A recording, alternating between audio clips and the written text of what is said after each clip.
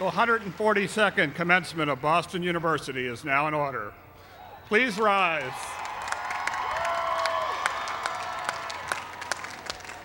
Please rise for the national anthem to be led by Naomi Burkell, who is graduating with her bachelor's degree in music from the College of Fine Arts. Following the anthem, please remain standing for the invocation.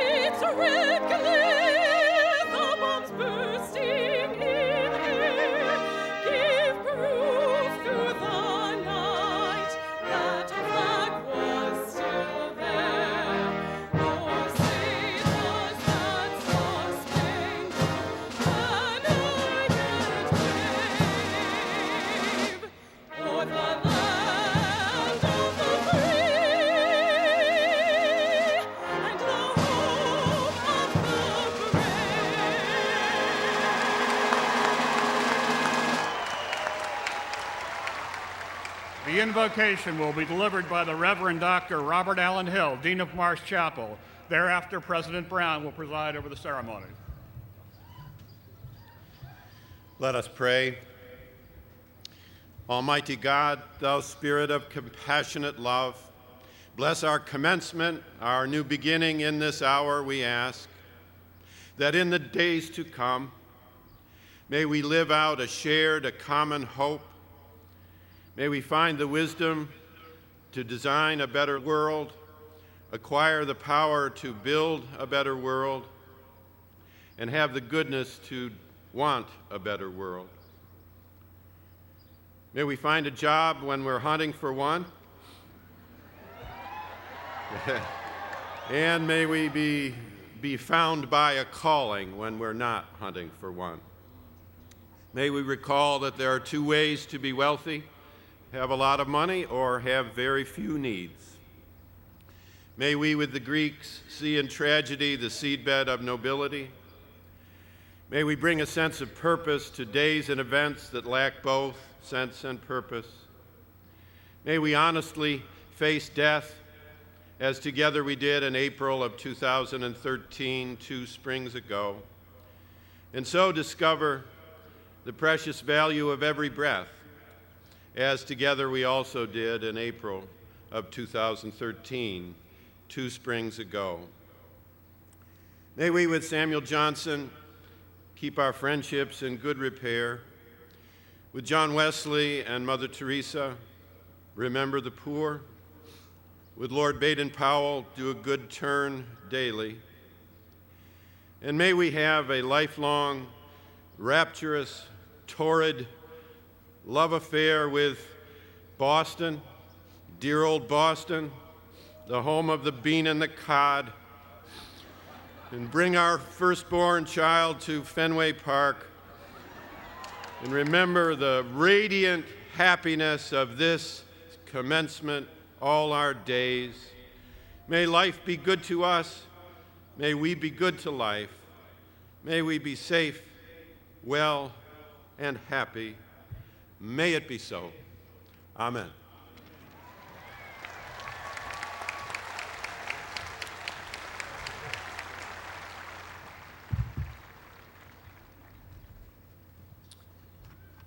Please be seated.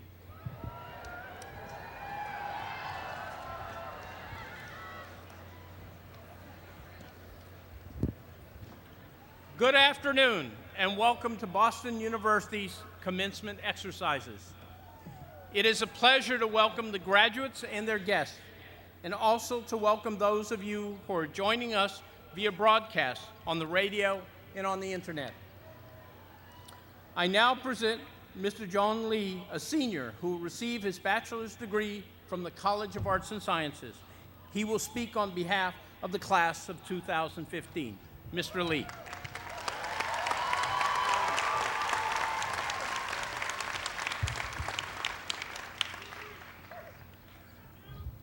I would like to start with expressing some true gratitude. I offer this to all of the trustees, administrators, and professors whose work creates the foundation for our educational process. I offer this to not only my own family, but to all beloved family members here to celebrate this day. I offer this to my friends who have taken each of the set with me. It is a great honor to stand in front of you to celebrate the graduation of the class of 2015.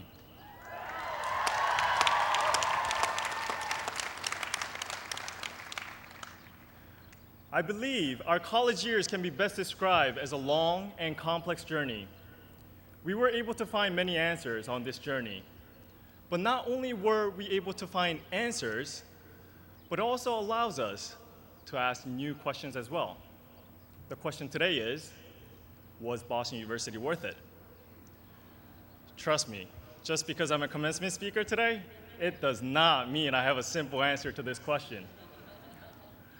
You see, my journey was longer, and so my memories from BU are equally long. I entered BU in 2006 as a freshman, and I was a confused student. I was especially confused about life and questioned the purpose of getting a college education after I saw my mother lying in a hospital bed. If that was not enough, as our family had a financial problem to pay for the tuition and the housing, as an international student who didn't have a home in the States, I had to live outside, literally, in the winter of Boston during the school year. I felt like whenever I tried to keep my head above the water, the world seemed to pound me back down as something cast upon the side of the road of journey. Because I took any catering shift that was available, I began to miss classes. With everything that was happening, the mechanics of actual grades became less important.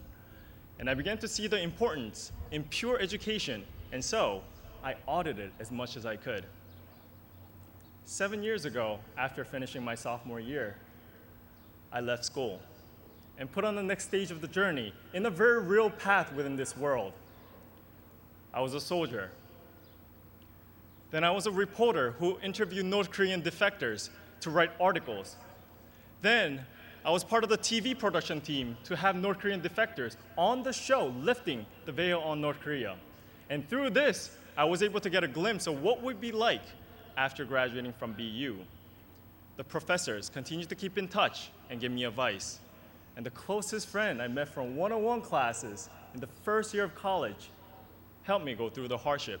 And there were times when the lessons from the non-major classes gave me insights in the toughest moments. And I remember small things from BU that gave me an inspiration. The moment when I saw my professor, who had a cold, losing her voice after giving a full lecture.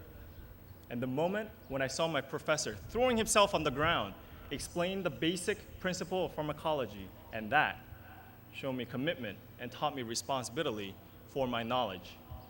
And the legacy of our alumni, Martin Luther King Jr., touched me to speak out when there were arguments based on the difference of the background rather than the core content of the problem. Then 2 years ago, I came back to BU. No, I was not in an ideal situation to come back. But I came back because I was genuinely excited about the remaining education at BU.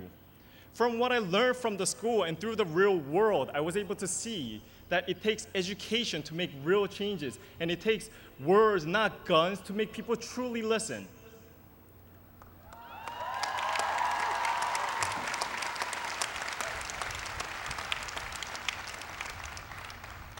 And I came back because BU is a school with such a special educational environment. It is a school consisting of students from 134 countries. And as trivial as this might sound, we have shown through group activities and team projects that regardless of the backgrounds, we can work together.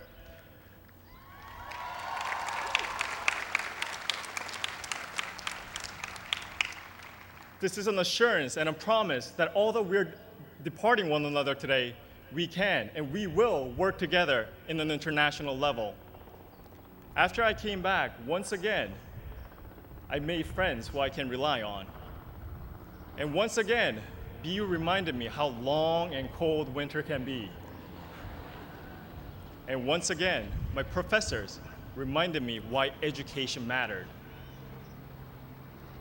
As we have made this far on our journey, after the ceremony, I'm going to find all of my professors, friends, and family, and I'm going to thank them individually.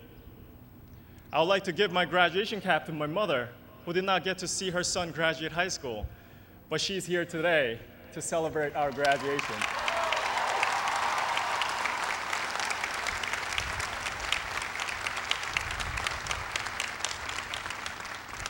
I would like to ask you to do the same, because we both know that we could not have come this far without their help. Now, I ask you the same question I asked myself. Was it worth it? There are so many reasons why I do not deserve to speak in front of you as a representative of the class of 2015. But as a fellow who already experienced how BU will affect you after today, I would like to say that getting a diploma today will not resolve all of our problems in our life. We are living at a challenging time. We will again be faced with challenges and moments when we feel like we hit rock bottom. And in that moment, I want you to remember Martin Luther King Jr., who once said, "The ultimate measure of a man is not where he stands in the moment of comfort and convenience, but where he stands at the time of challenge and controversy." Remember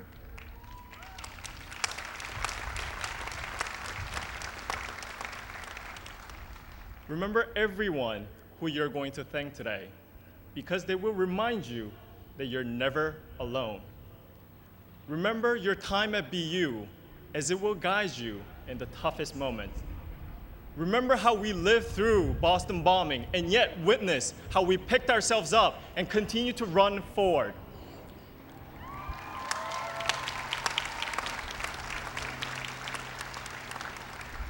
And lastly, and remember to be yourself.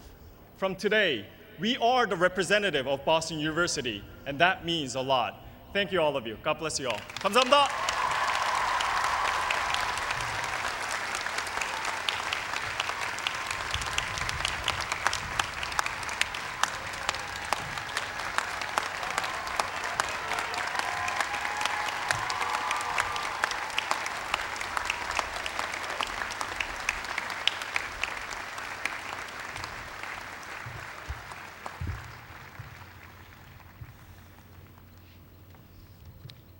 Thank you, Mr. Lee. I would now like to call upon Jennifer Gregorio, a graduating senior from the College of Communication, and David Watley, a graduating senior from the Questrom School of Business.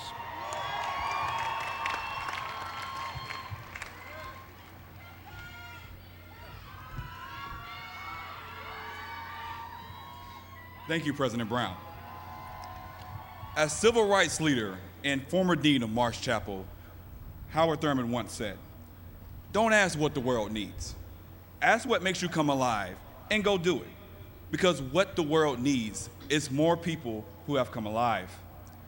Throughout our 4 years at Boston University, each and every one of us has come alive and thrived through our contributions to this community, both inside and outside the classroom.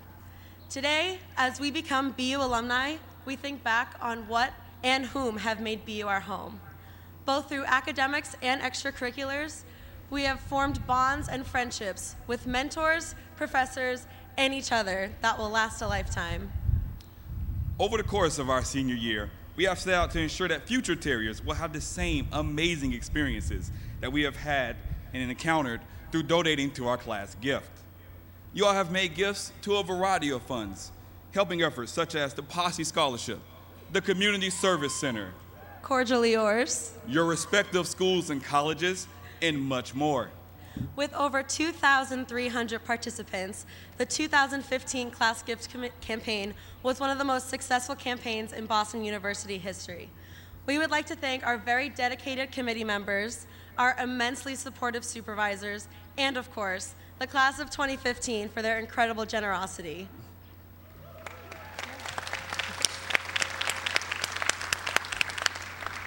As we set out to start the next chapter of our lives as alumni of this great university, we will continue to contribute both our time and resources to building an even better BU. President Brown, on behalf of Boston University's newest alumni, it is my pleasure to announce the 2015 class gift for the amount of $110,000. Wow. Congratulations, class of 2015.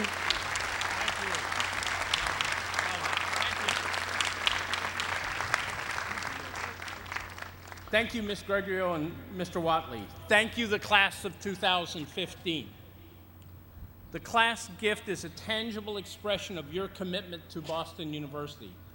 This commitment began when you first enrolled as students and is confirmed today as you move into the ranks of alumni. In the life of a university, faculty come and go, presidents come and go, but alumni are its constant, the unending link of its past, present, and future. I am now pleased to present Mary Bellezza, President of the Boston University Alumni Council, who will speak to you on behalf of the Alumni Association. Ms. Bellezza.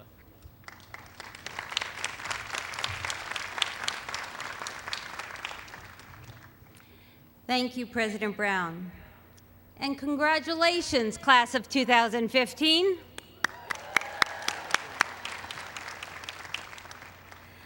On behalf of your more than 300,000 fellow BU alumni, I offer sincerest congratulations on the completion of your degrees. And to the parents and family members here today, I thank you. As we honor our graduates, we also celebrate the support and encouragement that you gave them along the way. Yes, graduates, I said it. There was help along the way. Through the many all-nighters, the 20-page exams, the seemingly never-ending thesis projects, the pursuit of your education might have felt solitary in those moments, but you were not alone. Look around you. This sea of scarlet that surrounds you today is filled with the people who toiled alongside you over the years, who partnered with you in the lab, who let you borrow a charger in the library. Wait a minute, you returned those, didn't you? You were not alone. In your time at BU, you've had professors, advisors, department chairs, resident directors, coaches, and deans. Some of you maybe have become close mentors and friends. Others you might have disagreed with furiously. But all of them are part of the experiences that have brought you to this moment and have made an impact on who you are and how you see the world. You were not alone. As the president of the Boston University Alumni Association, it is my job and my privilege to tell you one more important thing. After your degrees are conferred and you set out on your next adventures, you will still not be alone. You will find BU Terriers in 185 nations around the globe, ready to help you in your pursuits wherever they may lead you. Dr. Howard Thurman, philosopher, civil rights leader, and former dean of our Marsh Chapel, once said that community can only flourish with the coming of others from beyond and their unknown and undiscovered brothers and sisters, I'll add. When you came to BU, your unique presence here made the on-campus community flourish and grow. You will leave Boston University today as the newest members of the Alumni Association. As an alum, take yourself, all of who you are, and add value to the world. Make your family, your community, and the world flourish as only you can. And when you succeed, and I know you will, be there for each other. Join me and your fellow alumni in ensuring that those who come after us will always be proud to display a BU diploma. Now, I'm always fond of pointing out that you can't spell Mary Belezza without BU. But remember, it's not BU without you. Congratulations, and God bless you.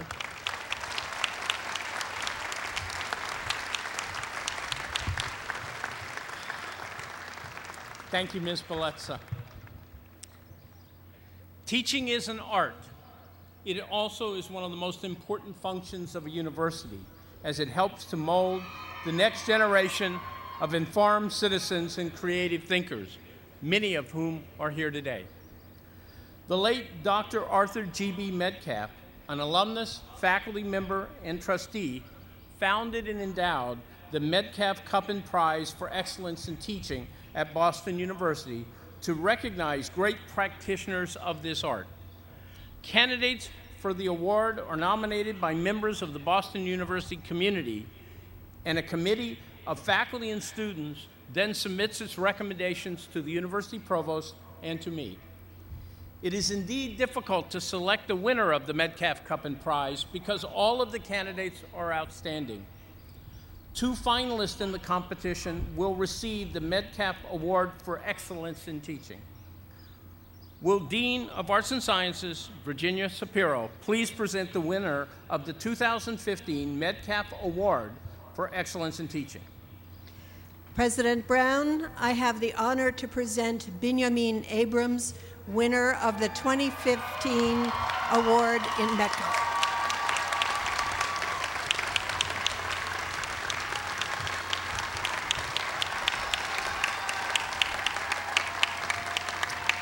In the 4 years he's been a member of the faculty, Dr. Benjamin Abrams has shown that with intellectual rigor and unbridled energy and imagination, even the weightiest scientific concepts can be made understandable and entertaining.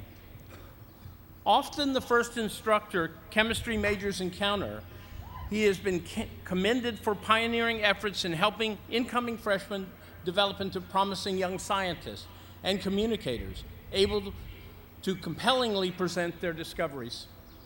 Dr. Abrams' students praise a teaching approach that's at once demanding of their very best and exceedingly accessible, with humor-laced lectures and an open-door policy for those striving to grasp new material.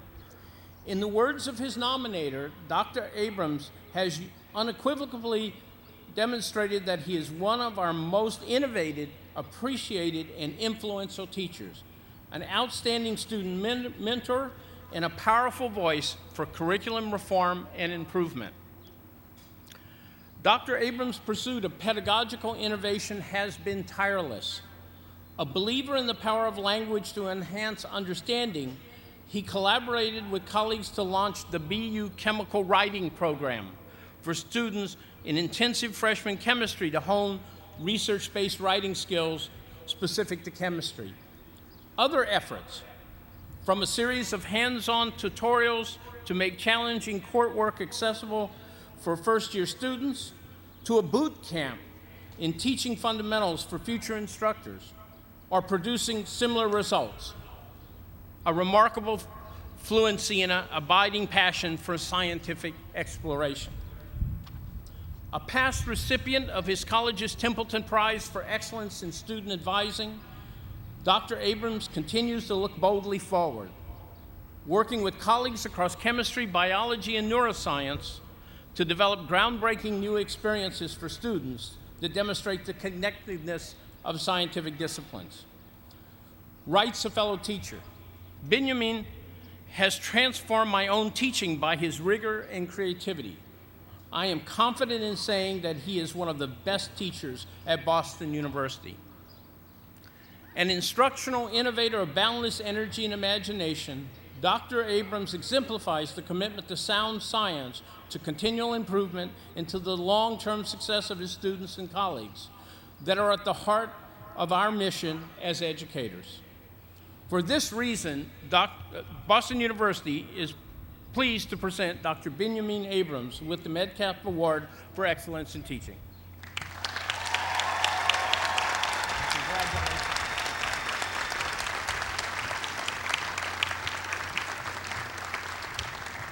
Will Dean of Arts and Sciences, Virginia Shapiro, please present the winner of the 2015 Metcalf Award for Excellence in Teaching? President Brown, I have the honor to present the winner of the 25th Metcalf Prize for Excellence in Teaching, Pamela Templer.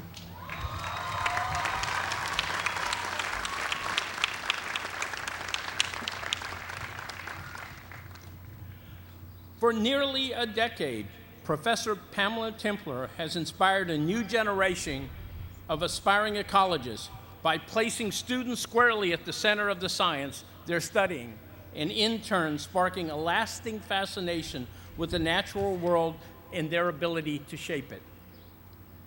A champion of participatory learning, Professor Templer weds spirited discussion with roll-up-your-sleeves fieldwork to transport classes to the ocean's depths or the forest floor and answer fundamental questions about our environment and its future.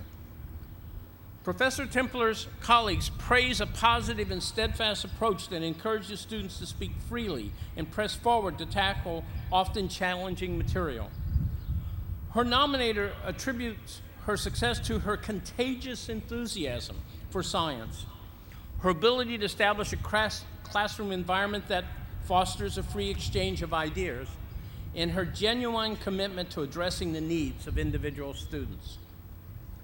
A winner of numerous national awards for her research, Professor Templer regularly challenges students to look beyond their exercises and translate their work into real-world solutions for environmental problems.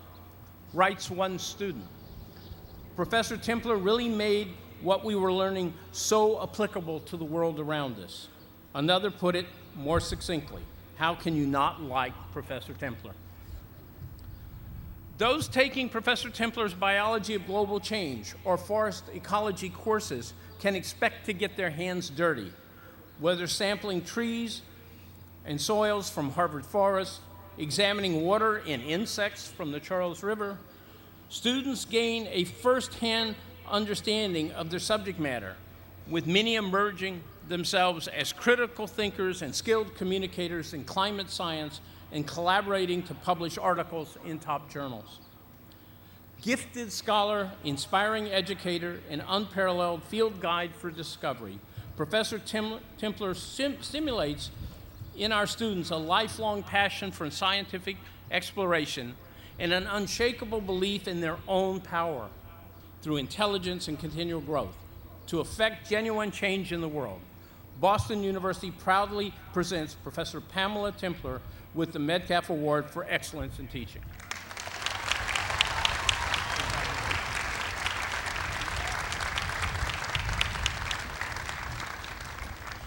Will Dean Gail Steketee of the School of Social Work present the winner of the 2015 Metcalf Cup and Prize for Excellence in Teaching?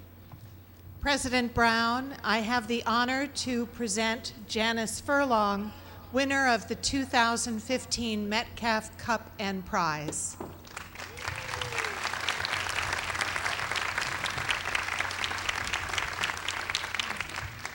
Since joining Boston University in 1998, Professor Janice Furlong's embrace of individualized learning and immersion in real-world settings has challenged students to reach beyond their textbooks and explore firsthand the human side of the field they're entering.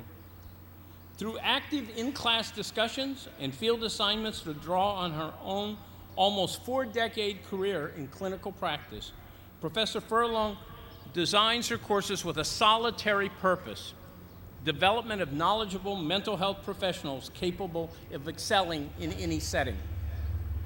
Student evaluation of Professor Furlong routinely include words like engaging, creative, timely, and challenging. and hail the exceptionally detailed feedback she provides. One student writes, "Her love of teaching, interest in learning, and desire to create a classroom environment in which her students would flourish were contagious." Her colleagues are equally complimentary. A member of numerous faculty committees devoted to student learning, curriculum development, and evidence-based practice, Professor Furlong regularly leads teaching seminars and training for mental health clinicians in her school's professional education program. Through work on BU's medical campus, she uses bedside interviews with patients and clinical supervision to assist students in further honing invaluable human and analytic skills. Professor Furlong has been recognized 3 times since 2007 with the School of Social Work's Excellence in Teaching Award, its top prize for instruction, while scores of those she has taught themselves moved on to successful careers as clinicians and teachers. Notes her nominator, Professor Furlong is in a class by herself regarding skill and dedication to the education of students at Boston University and collegial leadership in mentoring and supporting faculty and doctoral students. We could not agree more. Exemplary educator, accomplished clinician, and generous mentor to countless students and faculty over the years, Professor Furlong is that rare teacher whose unrelenting devotion to excellence inspires not only the best from her students, but the advancement of the field in the art itself of instruction. It is with great pride that Boston University presents Professor Janice Furlong the university's highest teaching award, the Metcalf Cup and Prize for Excellence in Teaching.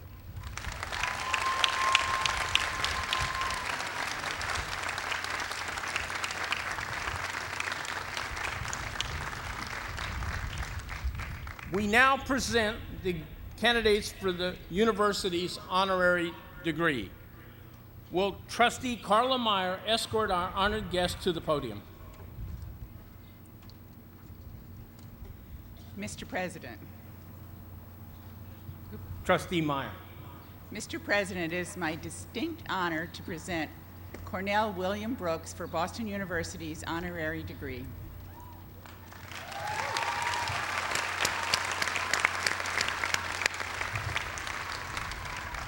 As head of the NAACP, you follow in the footsteps of many great civil rights leaders who held that position before you.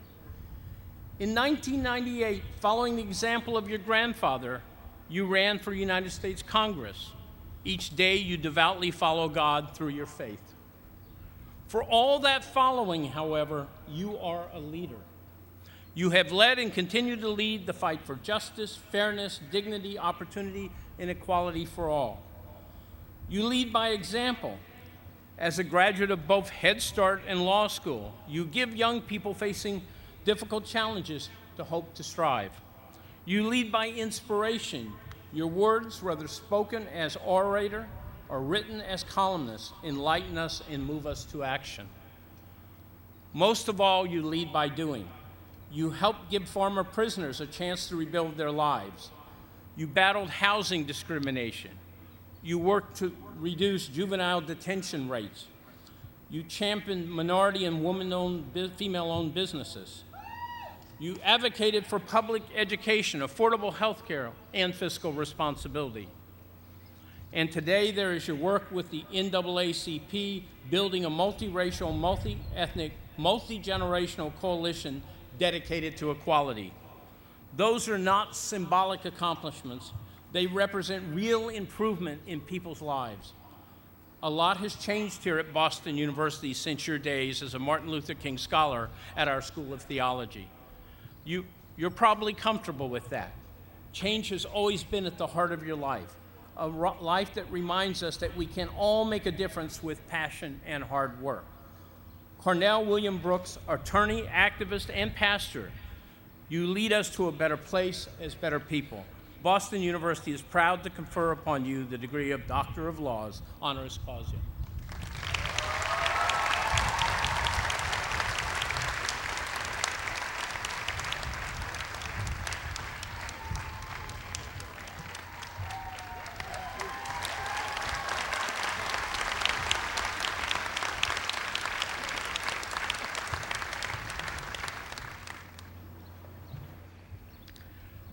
Will Trustee Kenneth Menges escort our honored guest to the podium?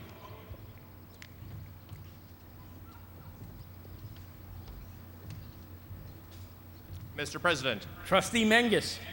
Mr. President, I have the honor to present Alan Questrom for Boston University's honorary degree.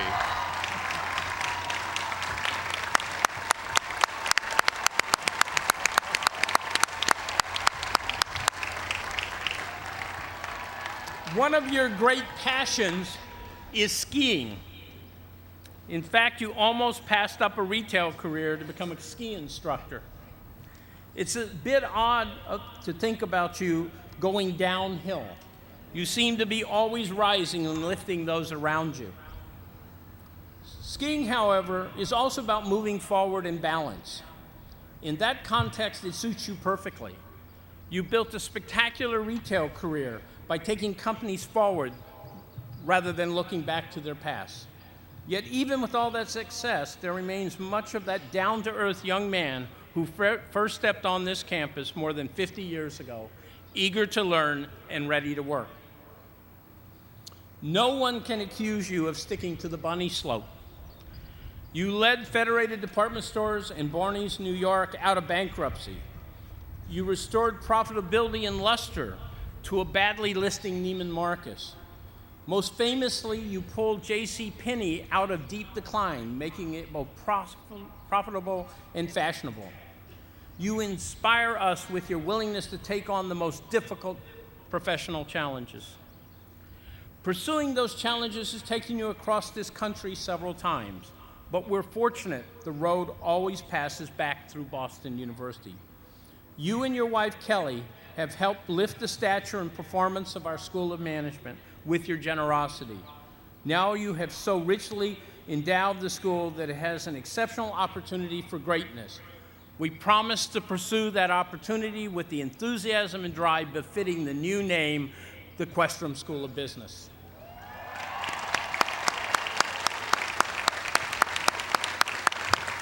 Of course, we haven't been the only beneficiaries of your generosity.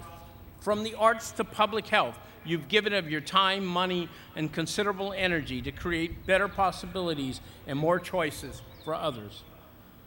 Somehow, you still make time to hit the slopes. Alan Questrom, you have been called the merchant prince and the retail legend. We at Boston University are proud to call you our alumnus and friend, and also proud to confer upon you the degree Doctor of Humane Letters, honoris causa.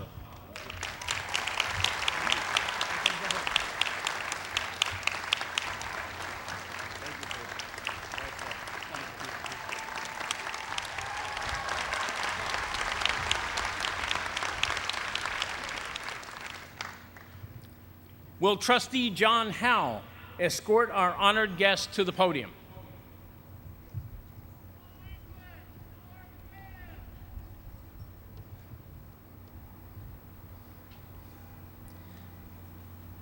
Mr. President. Trustee Howe. Mr. President, I have the honor of presenting Kelly Questrom for Boston University's honorary degree.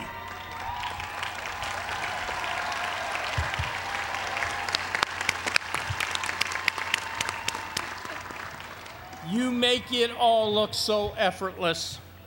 Style will do that. Of course, in reality, it isn't easy, and it never was. Working your way through college, waiting tables, and singing in clubs was not easy. Succeeding in both the marketing and publishing areas of the extremely competitive fashion industry was not easy. And it certainly wasn't easy to create an outfit that would inspire Ralph Lauren to hire you on the spot and adopt its style. Those things were rewarding, but not easy. You remind us every day that success comes from effort, and that when effort meets style, great things can happen in any field. Things like moving the cause of preventative medicine forward on a notoriously gridlocked Capitol Hill, helping the homeless put their lives back together, galvanizing the resources of business to provide AIDS treatment, care, and education, and creating greater access to inspiration for and education in the arts. always done with elegance and grace that belied the hard work that was necessary. Then there is your relationship with Boston University. You joined the BU family by way of marriage and fit in from the first, becoming as much one of us as any student, alumni, or professor. In fact, you embraced us lovingly and made us better. Through the Allen and Kelly Questrom Foundation, you have endowed chairs for the dean and several professorships in the School of Management, helping us attract and keep some of America's most talented educators here. And now, your foundation has generously endowed that school, making the future brighter than ever. Going forward, the school will proudly carry a new name, the Questrom School of Business, in honor of both you and your husband. Kelly Questrom, marketeer, educator, philanthropist, fashionista, and friend. Boston University is proud to confer upon you the degree Doctor of Humane Letters, honoris causa.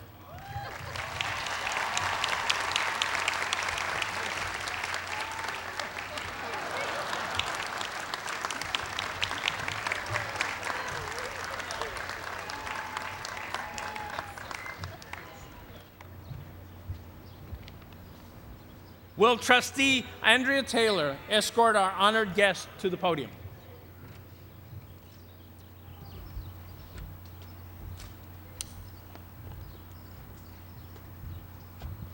Mr. President. Trustee Taylor. Mr. President, I have the honor to present George Wein for Boston University's honorary degree.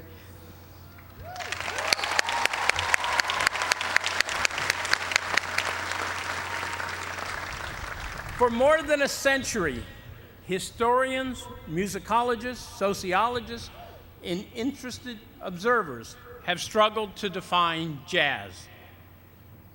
You provide that elusive definition not with words, but with your life. Your love affair with jazz began as a boy, taken with the sounds you heard crackle over airwaves in dance-off vinyl.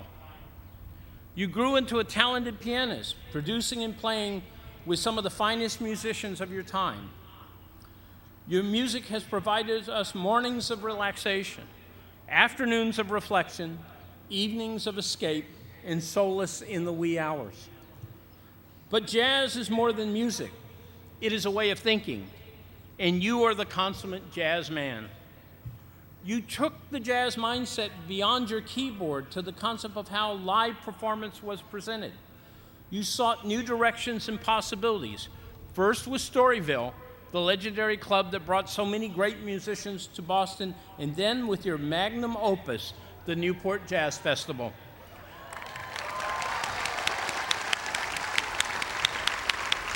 Which changed the face of live music. Newport gave jazz artists the chance to reach new audiences and gave audiences exposure to new, exciting ideas. It was also great fun. Like a true jazz man, you went on to explore other genres for inspiration, taking the festival model into folk, blues, rock, and pop in cities and towns around the world. Resting upon your considerable laurels would have been well earned. Instead, you went on to write a critically acclaimed autobiography, establish chairs and scholarships at universities, educate young musicians, and perform around the world. At the age of 90, you continue to inspire with your passion, energy, and commitment to your work. You always focus on life's next gig, next improvisation, next sweet note. It always comes back to the jazz. George Wein, musician, author, philanthropist, jazz impresario, we are proud to confer upon you our version of a standing ovation, the honorary degree of Humane Letters, honoris causa.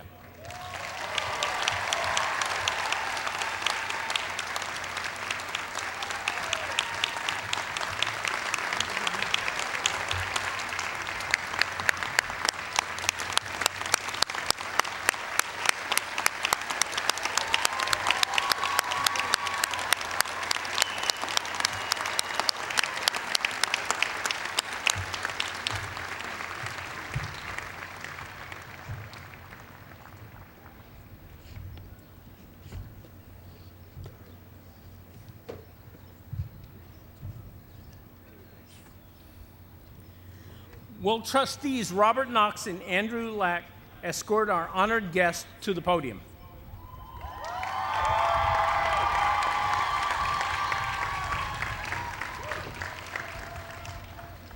Mr. President, Trustee Lack. I have the high honor to present Meredith Vieira for Boston University's honorary degree. You first caught our eyes as an insightful, award-winning news correspondent. Through a television career as reporter, editor, anchor, and moderator, your intelligence impressed us, your judgment informed us, your wit entertained us, and your style charmed us. Even today, as an entrepreneur and producer for television and new media, you inspire us with your unwavering excellence. You've shown versatility on shows as diverse as 60 Minutes and Wanna Be a Millionaire. You've drawn us to the screen from early mornings on Today to evenings at the Sochi Olympics. You've earned accolades from your peers, including 14 Emmy Awards. History was made along the way. You were the first woman to anchor NBC's primetime coverage of the Olympics. You hosted more episodes of a game show than any woman in history.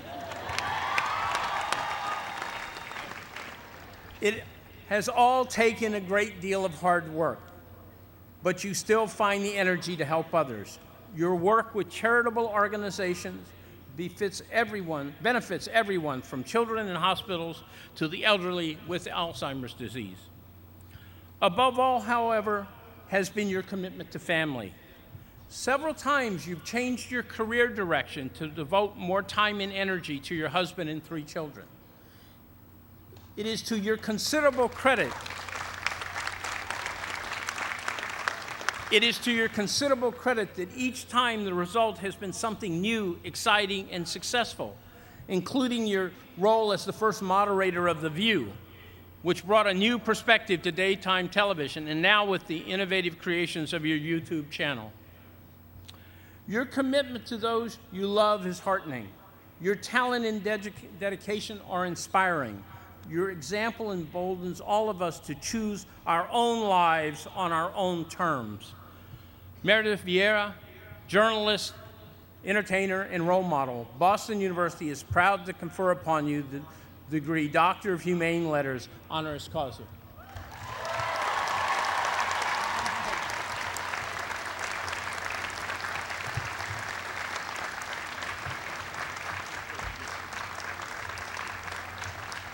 I now call upon Meredith Vieira to deliver the 142nd commencement address of Boston University.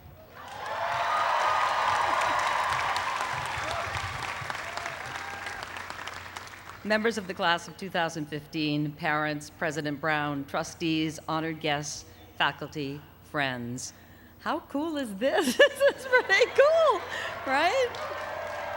I only wish there had been gin in my bottle instead of water, but hey. Exactly. And I know what was in yours. All right.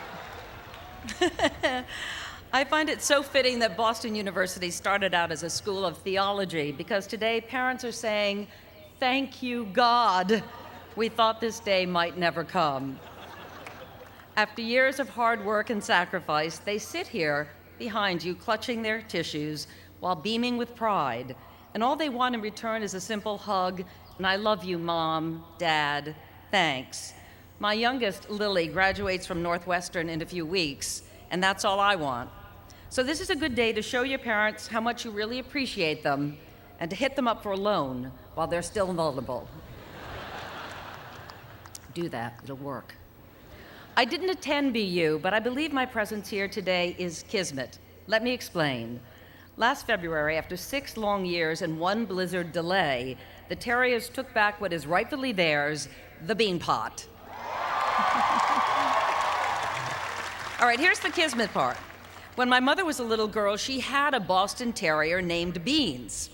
When I was a little girl, I was forced to eat Franks and Beans every Saturday, and they made me sick to my stomach. which is exactly how I feel right now. Kismet. You see, I don't normally give speeches, especially ones which require offering advice and inspiration. I'm more you mother than I am Mother Teresa. Just the thought of standing up here gave me such agita that I originally said no. But the person asking me was my dear friend and illustrious BU grad, Andy Lack, the new chairman of NBC News and MSNBC.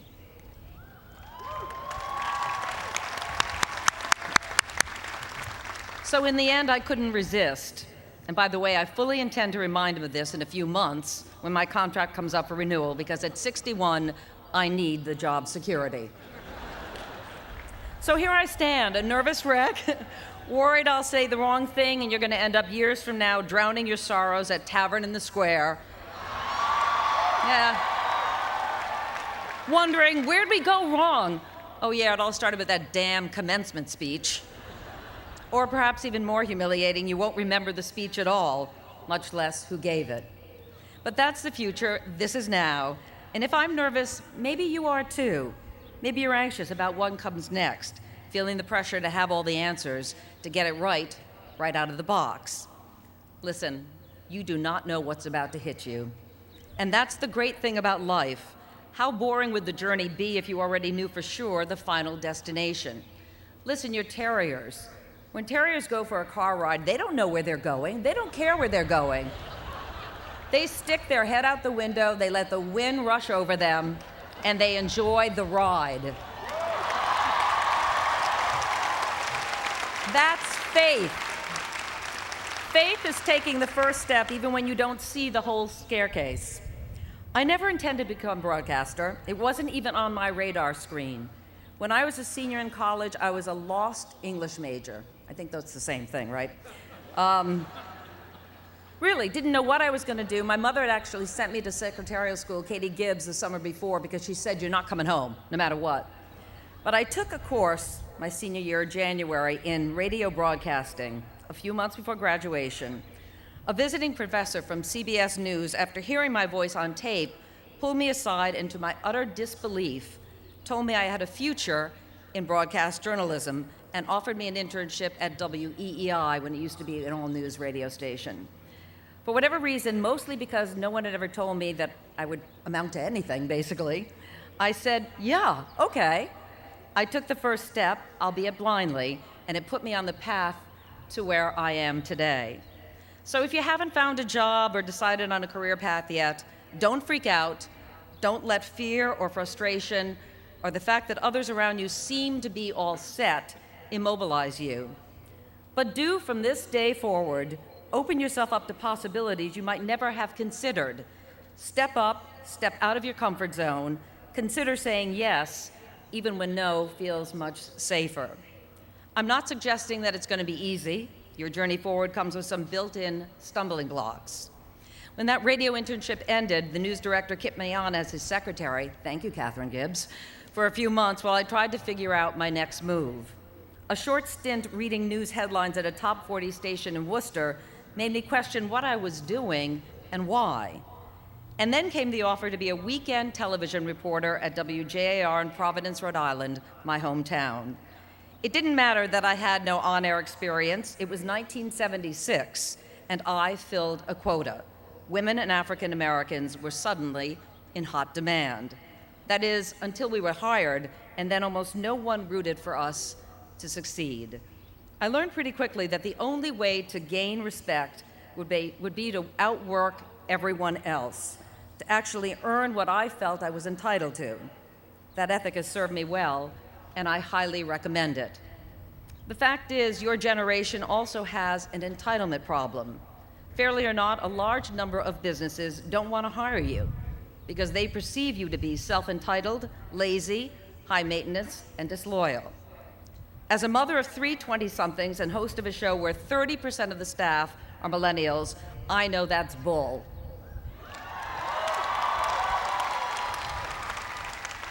I have met some kids who are full of themselves, but numbskulls span all generations, trust me.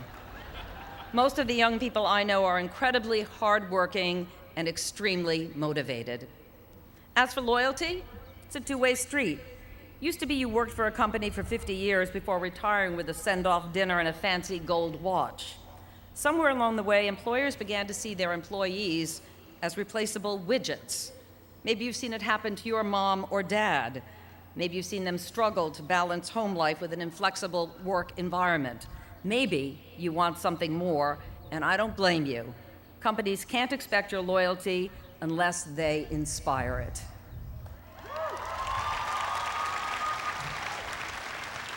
However, you're not off the hook. There is still no substitute for hard work and humility. And if you want to get your foot in the door, it helps to get your fingers off the smartphones, look people in the eye, engage.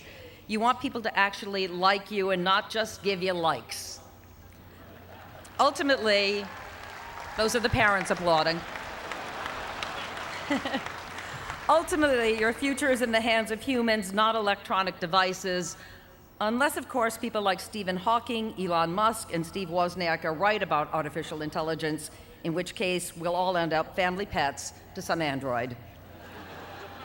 As for you graduates who already know what you're doing next, who have it all mapped out, don't be so sure.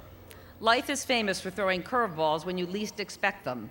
My first big one came on a Friday afternoon. After about a year at WJAR, I decided, you know what, journalism might really be for me.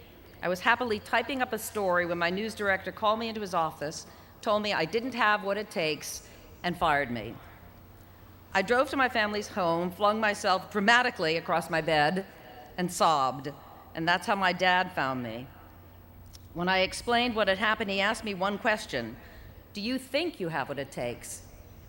I said, yes.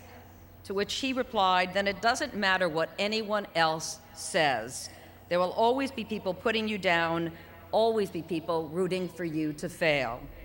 The following Monday, I went back to work and I confronted that little weasel, my news director.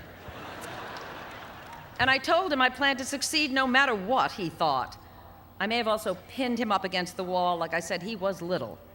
But he gave me my job back on the spot, and that's great that he did, but that's not the point of the story. The point is, you have to believe in yourself or no one else will. In order to swim, you have to drown out the naysayers.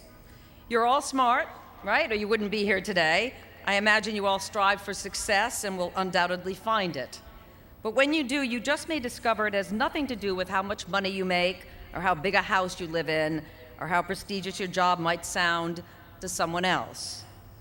I thought I had found success in 1989, when after several years in the business, I arrived at 60 Minutes. I had just had our first son, Ben, and this was the only job I had ever truly coveted. I quickly became the media's poster woman for having it all, except for one thing. The only thing I had was a constant knot in my stomach. When I was traveling the world covering stories, I literally ached for my child. When I was home, I felt guilty not hanging around the corridors of CBS and chatting up my boss, Don Hewitt. Eventually, something had to give. I became pregnant with our second son, Gabe, and Don and I immediately butted heads over which baby should take precedence, his baby 60 Minutes or mine. I remember sitting across from him when I suddenly had a flashback. Several years earlier, while still single and working my way up the ladder, I had grabbed drinks with a seasoned and respected female producer. After probably one too many, she confided in me that her biggest regret was never marrying or having children, something she could not admit publicly. It just wouldn't look good. But she had given everything for her job, including herself. Flash forward, Don probably thought I'd had one too many when I abruptly ended our heated conversation. I believe the words I uttered as I walked out the door were, "I'm out of here." Not very mature, but that night I slept like a baby as the knot in my stomach unraveled. The fallout was fast in coming. On the one side, I had people, mostly women, who were furious with me for destroying their dream of having it all, for setting back the cause of feminism. On the other side were those who called me brave for taking a stand for motherhood. In fact, neither entered my thinking when I quit. I left because it was the right decision for me and me alone. There's a reason I've always loved Robert Frost's poem, The Road Not Taken, because I think he was onto something. Following the road less traveled really does mean making all the difference. Heck, I'm still forging my own way, trying to balance work and family. Throughout your life, you will have to set your own priorities, make your own decisions, and they won't always be the best or the brightest ones, but that's how you learn and come to understand who you really are and what matters to you. Tell me, I have to tell you, I have known plenty of people who have sacrificed their values for instant gratification. Do that enough, and you will lose yourself. Only authenticity will keep your head on straight and your feet firmly planted.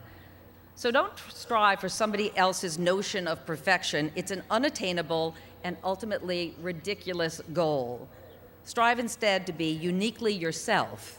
And when in doubt, listen to your gut, because it already knows what you want to become. We are so conditioned, all of us, to think in terms of the big job, the big salary, in the case of journalism, the big scoop, that we sometimes forget to see the big picture. That came into focus for me on the campus of another college, Virginia Tech, just days after the tragic shooting there in 2007. As co-host of the Today Show at the time, I was part of the team sent to cover the story. It was during a campus candlelight vigil for the 32 victims when a young co-ed in tears approached me and asked if I would hold her. She was scared and she needed a parent's embrace, and because her family was so far from Virginia Tech at that point, and I had come into her home every morning, I was the closest thing available to her in that moment. As it turned out, we held each other and we cried together, and it was an incredibly humbling experience for me because I realized what it means to be a journalist. It's not about the big scoop. It's because it's about giving people a voice, connecting with human beings, and caring about somebody other than yourself. But I think I'm preaching to the choir here. I think I am preaching to the choir here because in the past 4 years, you've all learned a great deal about perspective, both in and outside the classroom. You lost 10 fellow students in 1 calendar year. That's not supposed to happen. It goes against the natural order of things. It's never easy to face the fragility of life. Maybe that was gin. It's never easy to face the fragility of life, and you've been forced to confront it at a very young age. And as painful as it is, you leave this university understanding better than most that every day truly is a blessing, never to be squandered or taken for granted. It was a BU graduate student, Lou Lingsey, who lost her life along with 2 other innocent people on a beautiful April day in your sophomore year while simply watching the Boston Marathon. I doubt you will ever forget where you were when those 2 backpacks exploded a few miles from here and knocked a city to its knees. But the initial hurt and horror gave way to something much more powerful, Boston Strong.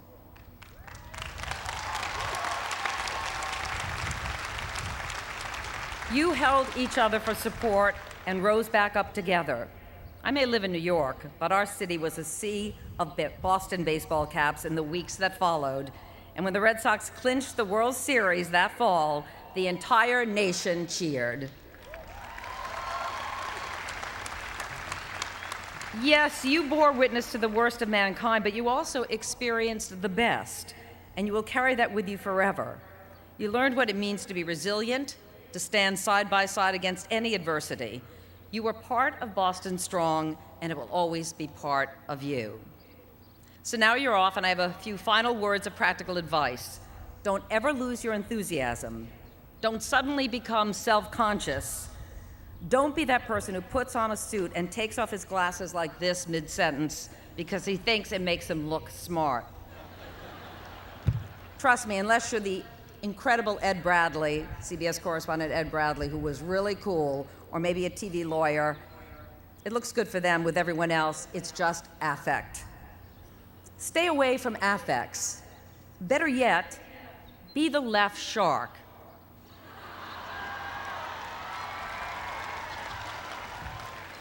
Remember last Super Bowl when the Patriots won? Yeah, well,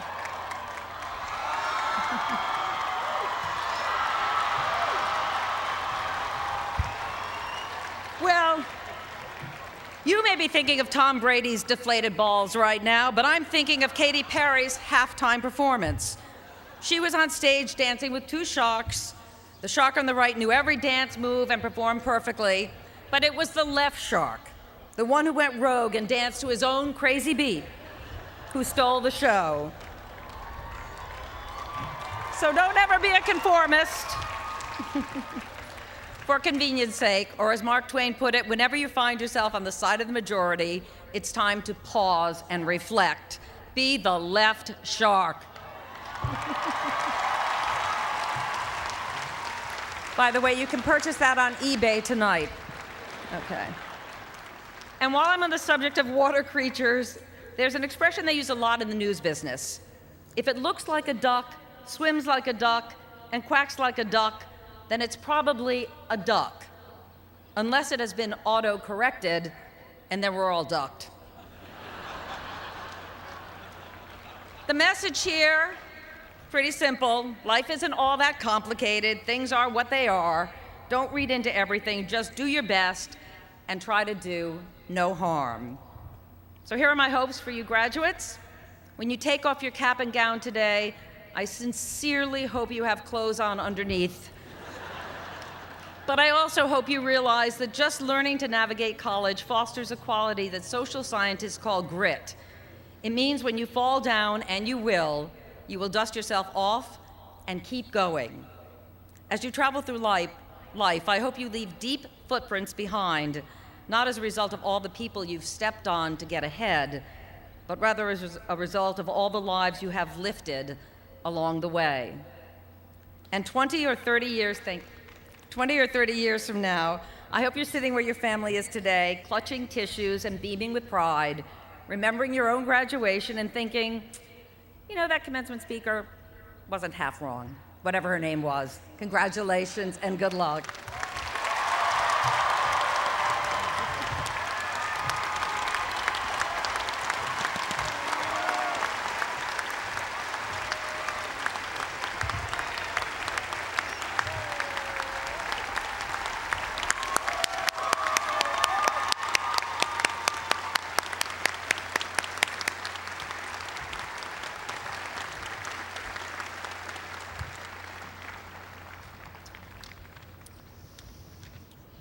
We shall now present the candidates for degrees. Mr. President. Provost Morrison. Mr. President, I have the honor to call for the presentation of the candidates for degrees as recommended by the faculty of Boston University's schools and colleges.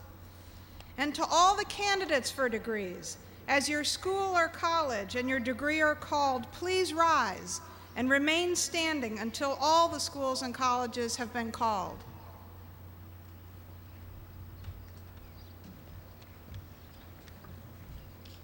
Mr. President. Professor Delheim. It is a pleasure and a privilege to present the students of the Kilachon Honors College.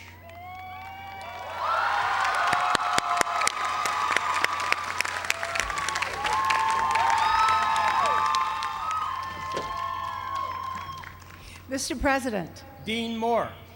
Mr. President, it is a deep honor to present to you the candidates for Doctor of Philosophy and Doctor of Ministry as recommended by the faculty of the Boston University School of Theology.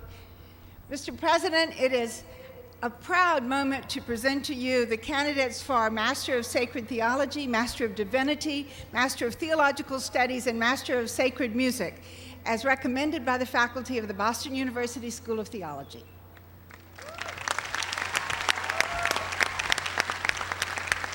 Mr. President. Dean Stetwicky. Mr. President, I have the honor to present the candidates for the PhD in Social Work and Sociology as recommended by the faculty of the School of Social Work. I also have the honor to present the candidates for the master's degree in Social Work as recommended by the faculty of the School of Social Work.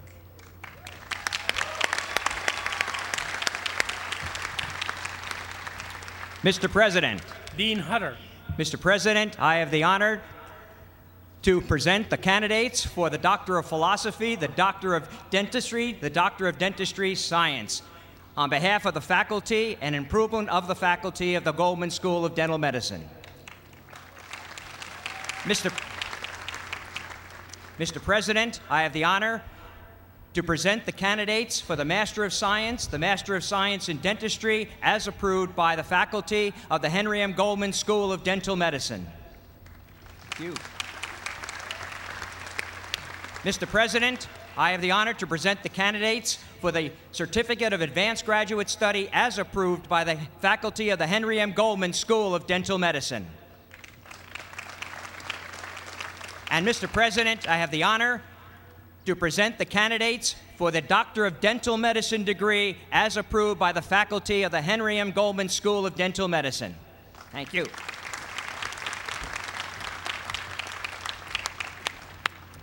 Mr. President.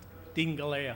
Mr. President, it's my privilege and honor to present the candidates for Doctor of Philosophy and Doctor of Public Health on behalf of the faculty of the School of Public Health. It is also my honor to present the candidates for the Master of Science and the Master of Public Health on behalf of the faculty of the School of Public Health.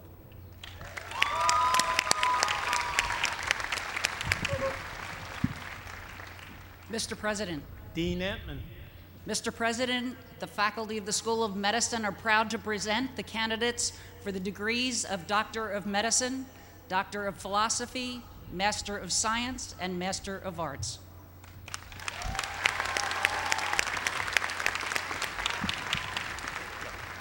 Mr. President. Dean Upnajan. Mr. President, I have the honor to present candidates for the Bachelor's of Science degree as recommended by the faculty of the School of Hospitality Administration.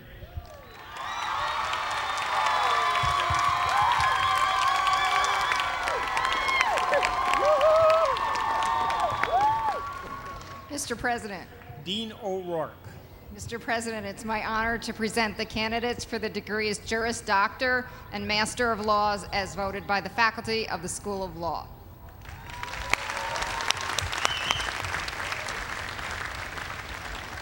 President Brown. Dean Nisham.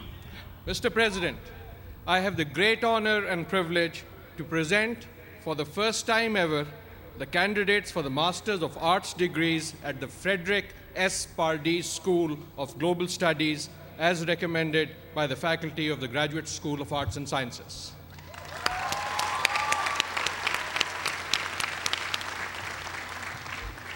Mr. President, I have the great honor and privilege to present for the first time ever the candidates for the Bachelor of Arts degrees in East Asian Studies, Latin American Studies, European Studies, Middle East and North African Studies, and in International Relations at the Frederick S. Pardee School of Global Studies as recommended by the College of Arts and Sciences.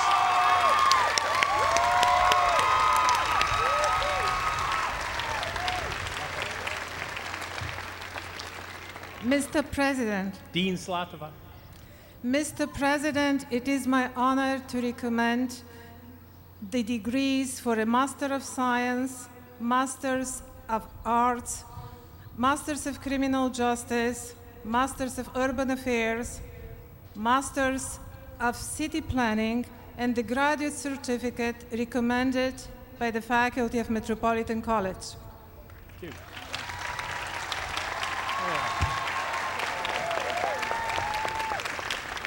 Mr. President, it is also my honor to present the candidates for the Bachelor degree of Science, for the Bachelor's in Liberal Studies, and the undergraduate certificate recommended by the faculty of Metropolitan College.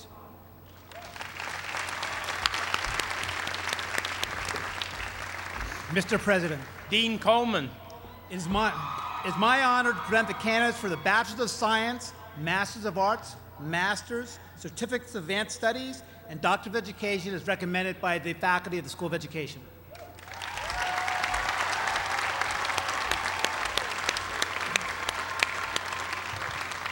Mr. President.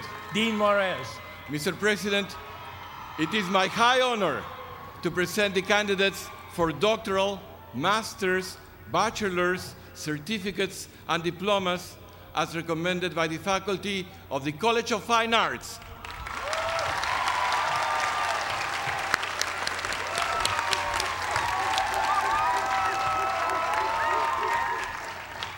Mr. President, Dean Moore.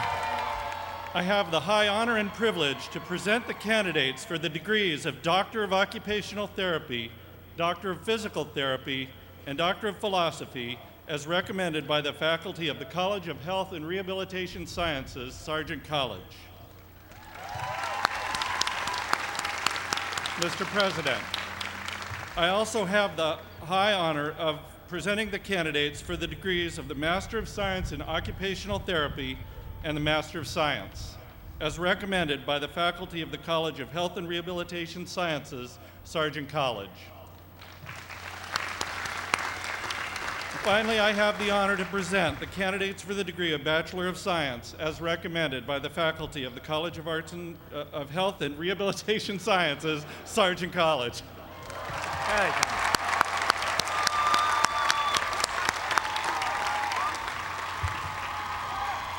President Brown.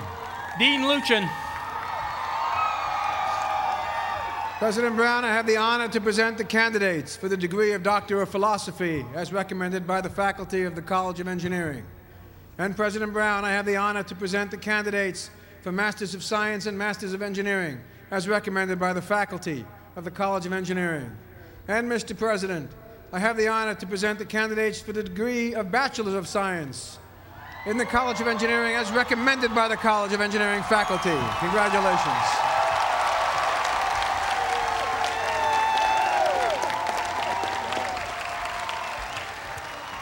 Mr. President. Dean Fiedler. Mr. President, I have the honor to present the candidates for the degrees of Master of Fine Arts, Master of Arts, and Master of Science. And Mr. President, I have the honor to present the candidates for degrees of Bachelor of Science as recommended by the faculty of the College of Communication.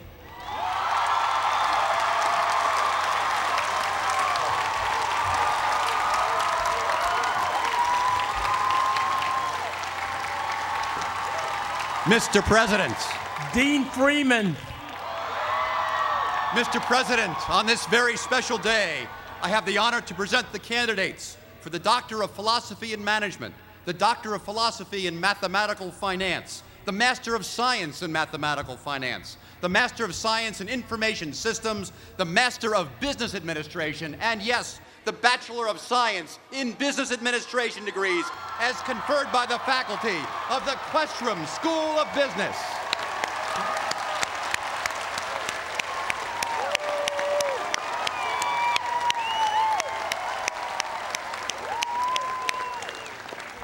President Brown. Dean Shapiro. President Brown, I have the honor to present the candidates for the degree of Doctor of Philosophy as recommended by the faculty of the Graduate School of Arts and Sciences and the university professors. President Brown, I have the honor to present the candidates for the degrees of Master of Arts, Master of Fine Arts, and Master of Science as recommended by the faculty of the Graduate School of Arts and Sciences. And President Brown, last, finally, but not least, I have the honor to present the candidates for the degree of Bachelor of Arts in 80 different majors and 50 different minors, which shall not be named, as recommended by the faculty of the College of Arts and Sciences.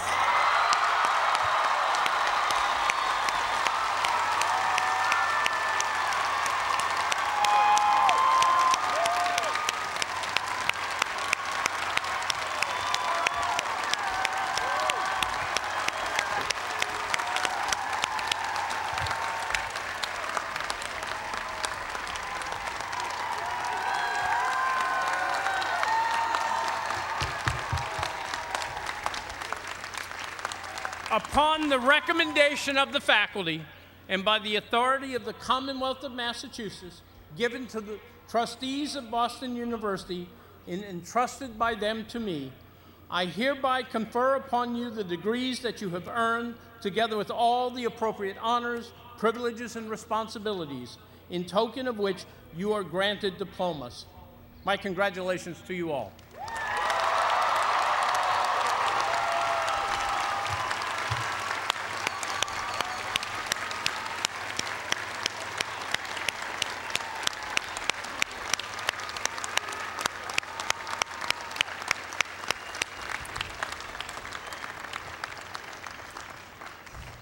Before you are seated, I would like you to salute your parents. Your accomplishments are built on the support of your family. Please turn to face them and acknowledge once again their role in you reaching your goal today.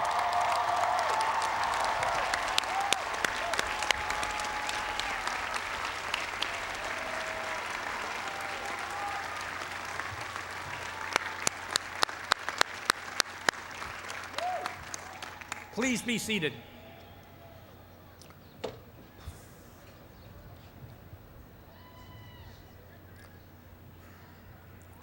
The commencement ceremony celebrates the achievements of each of our students, but it means much more.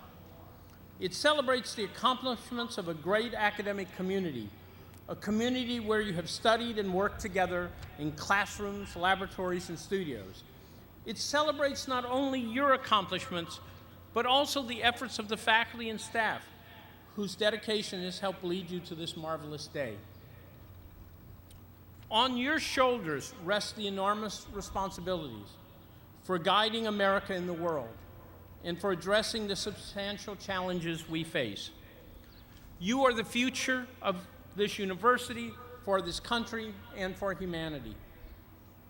Among the graduates today are those who are commissioning into the armed services of the United States.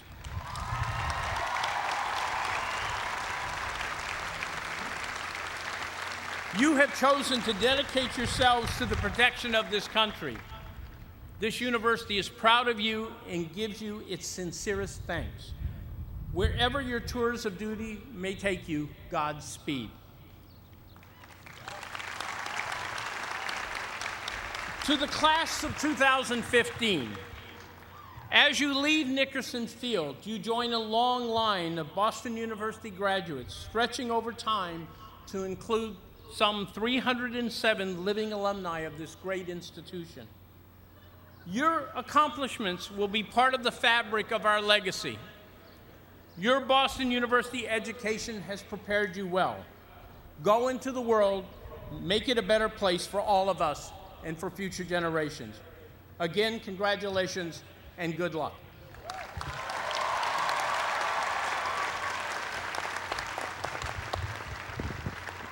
Will all faculty members, graduates, and their guests rise as Miss Naomi Brugel leads us in the singing of Clarissima. Words can be found on page 99 of the program. Following Clarissima, please remain standing for the benediction.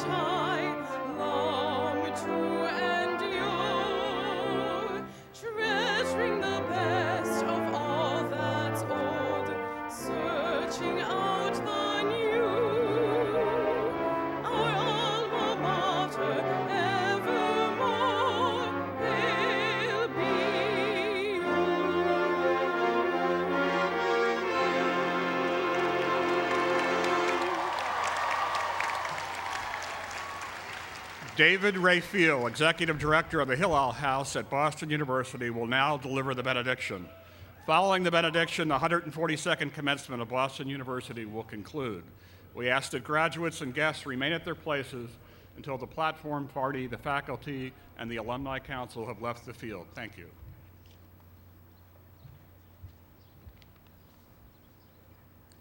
Pirkei Avot, Ethics of Our Ancestors, Chapter 1, Verse 14.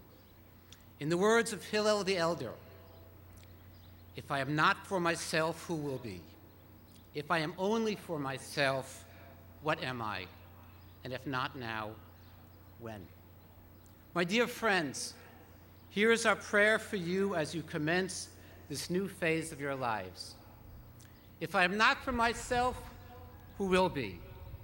May the lessons and skills you learned at this university enable and empower you to pursue your goals and aspirations with vigor and excellence. If I am only for myself, what am I?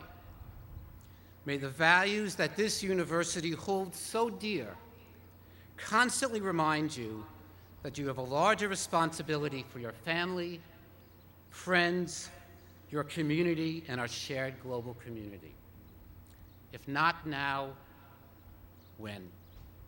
May the rich heritage of this university elevate your awareness of the fierce urgency of now.